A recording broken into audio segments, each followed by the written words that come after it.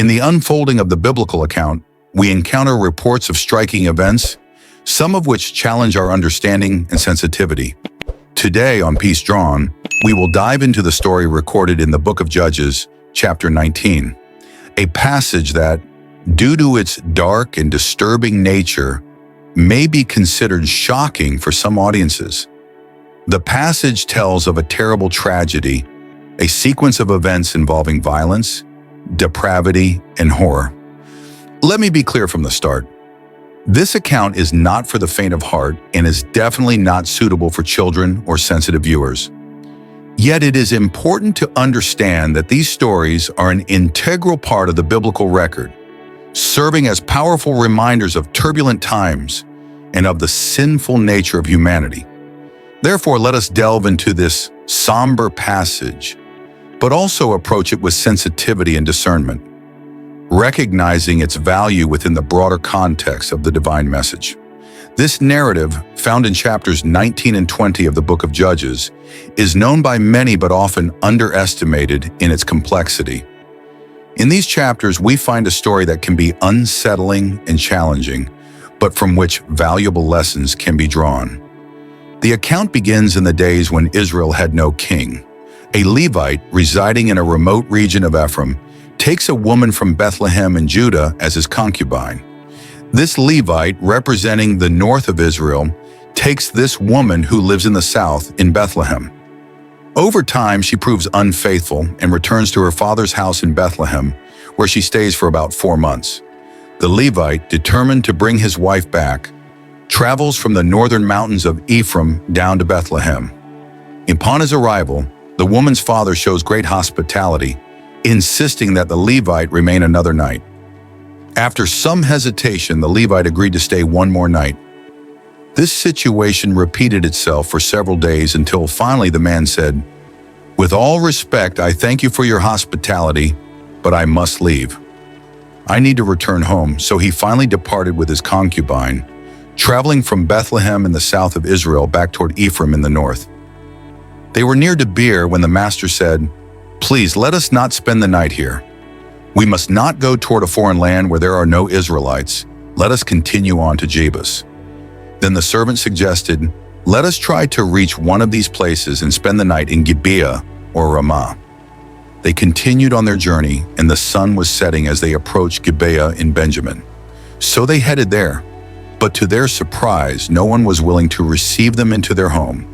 Hospitality was a sacred and essential part of Israelite culture. Late in the evening, an old man appeared in the square and asked, "Why are you still here?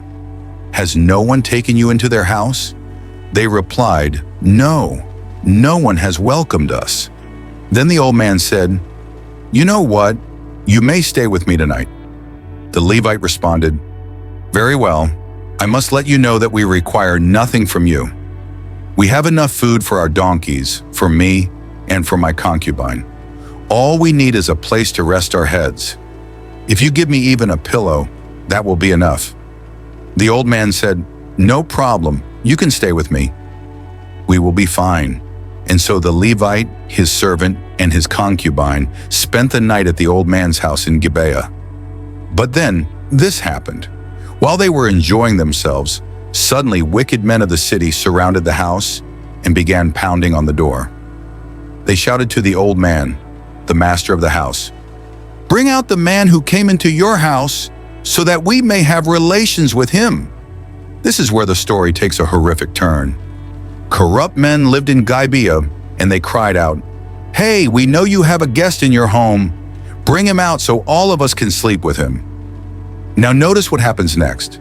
The owner of the house pleaded with them, "Please do not harm this man who has come under my roof." What follows is crucial to understanding the depth of the tragedy that unfolds. In a desperate act to protect his guest, the old man attempted to appease the vile mob by offering his own virgin daughter and the Levite's concubine, begging them not to commit such an atrocity against the man who had sought refuge under his roof. However, the wicked men refused the offer and insisted on having relations with the guest. This horrifying scene demonstrates not only the moral depravity of society at that time, but also the utter disregard and lack of respect for women. The situation escalated when the pleas of the master of the house were ignored and the violent mob demanded the guest himself. In desperation to protect the foreigner who had sought shelter, the old man yielded to the pressure and handed over the Levite's concubine to the perverse men.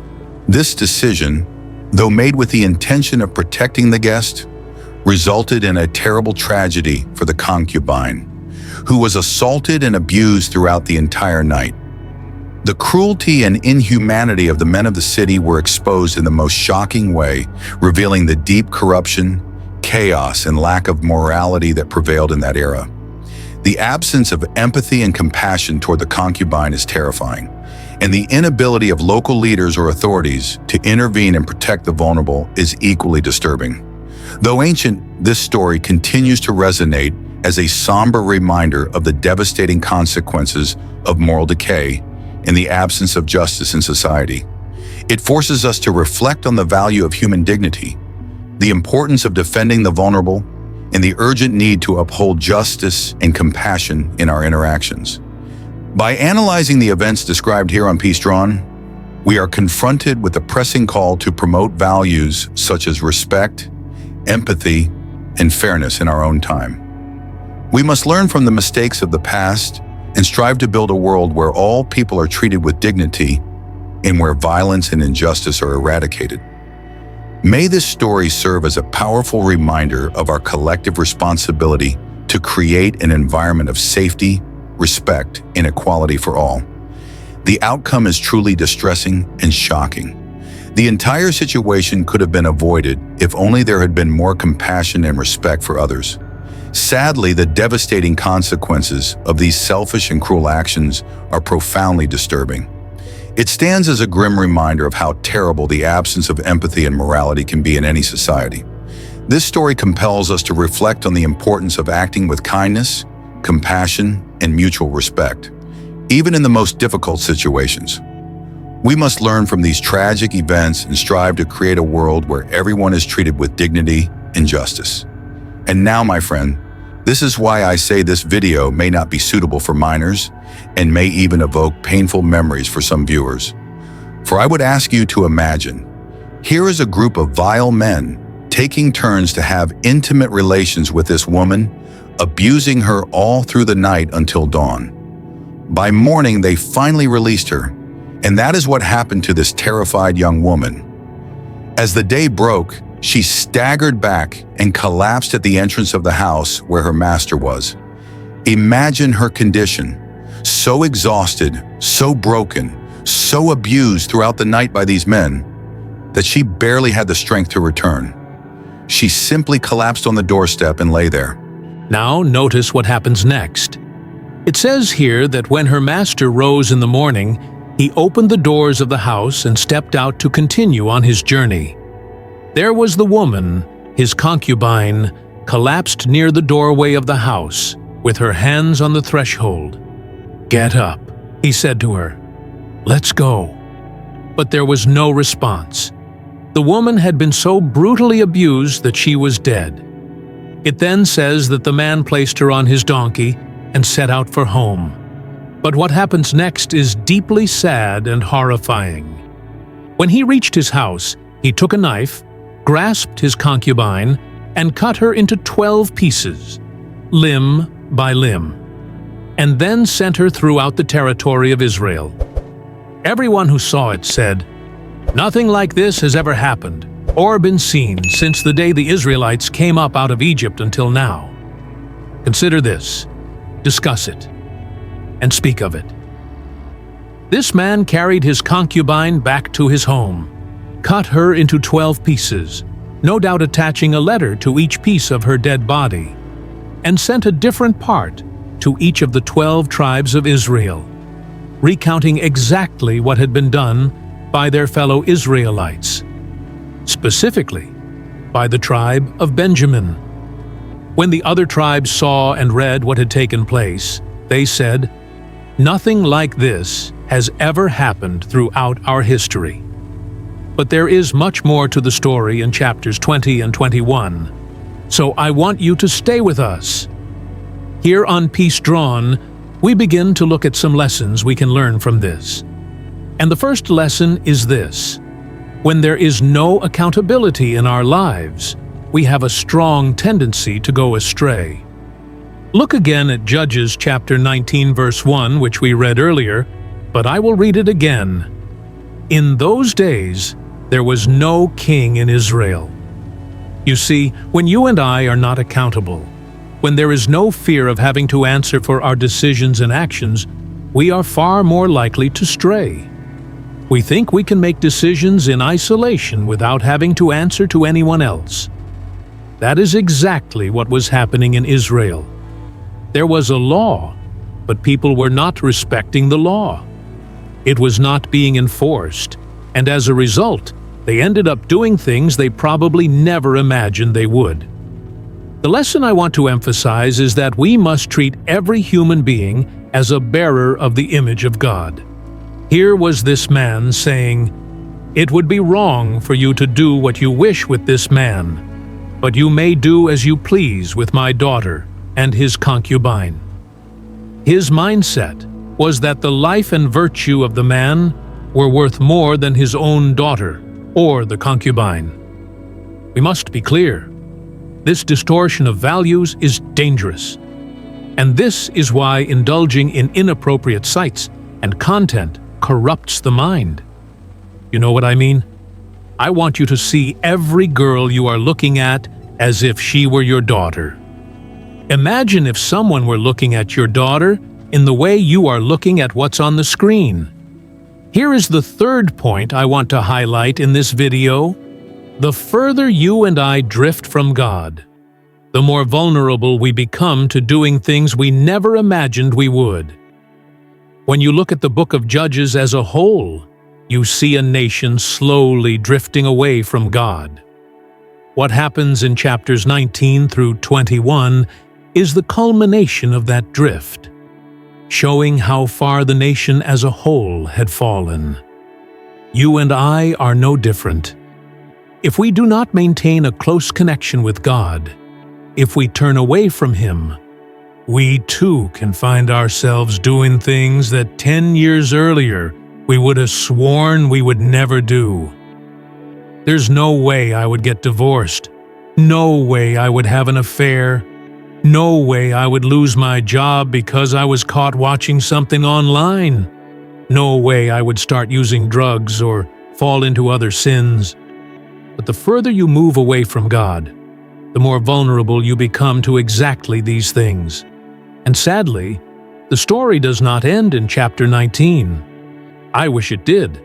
But in fact, it becomes even worse. Because what happens next in chapter 20 is a civil war between the 11 tribes of Israel against the tribe of Benjamin, the very tribe that committed this heinous act of sin against one of their own brothers. So I want to encourage you to read in detail chapters 20 and 21, but to summarize, there is a massive battle where thousands and thousands of lives are lost on both sides. What ends up happening is that only 600 men remain. In chapter 21, the other 11 tribes begin to feel guilty, even pity for the tribe of Benjamin, because they are afraid this tribe might vanish, since only 600 men are left, and there are no Benjaminite women for them to marry and reproduce. Now they face another problem, because they worry that one of the 12 tribes of Israel could disappear. This brings me to my fourth lesson. Every bad decision we make has consequences we cannot choose. Although what the men of Benjamin did was wrong, the decision of the other 11 tribes to fight and slaughter was also theirs. And now they must live with the consequences of their terrible choice. The Benjaminites too must bear the outcome of their sinful decision. Listen, you can choose your sin, but you cannot choose its consequences. Every decision you and I make carries consequences. And that's the problem. We cannot control them. So what happens next is that the Israelites attack a clan called Jabesh Gilead. kill the men, and take 400 virgin women to give to the 600 Benjaminite men so they can repopulate. But here's the issue. Simple math. There were 600 men, and now 200 of them still had no wives. And this is why I said one bad decision often leads to another. Because what happens next is that the Israelites basically say, "You know what? We all swore an oath not to give our daughters to the Benjaminites." But it doesn't say anything about them being taken. So they tell the Benjaminites, "There's a festival coming up. Some of our daughters will be dancing and celebrating. Technically, we can't give them to you, but if you capture them, that's on you.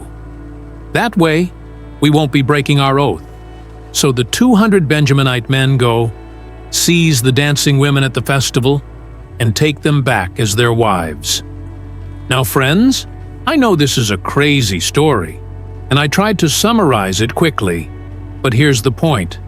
One bad decision leads to another, and decisions always impact others. Think about how many people were negatively affected by these choices.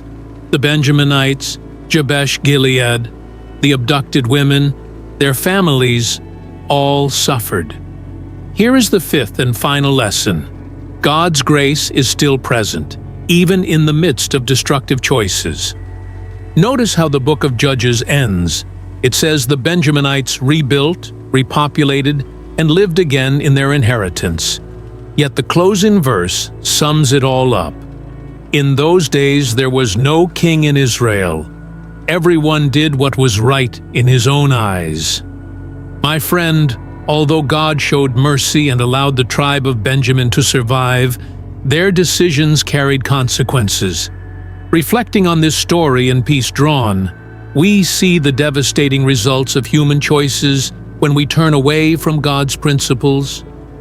Every event echoes the brokenness of humanity, the dangers of choosing evil over good, and the suffering that follows. The absence of spiritual leadership and the rejection of divine law led to a downward spiral of violence and depravity. But even in this darkness, a light of hope remains: God's grace. His mercy is constant, even when we fail. His forgiveness reminds us that no matter how far we fall, we are never beyond His redeeming love. So let this story serve as a solemn warning, a call for deep reflection. May we learn from the mistakes of the past and strive to align our lives with God's will. True peace, security, and wholeness come only when we walk humbly before Him.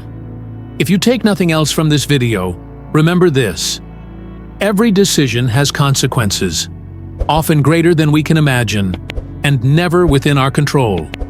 See you in the next video. Until then, may God bless you.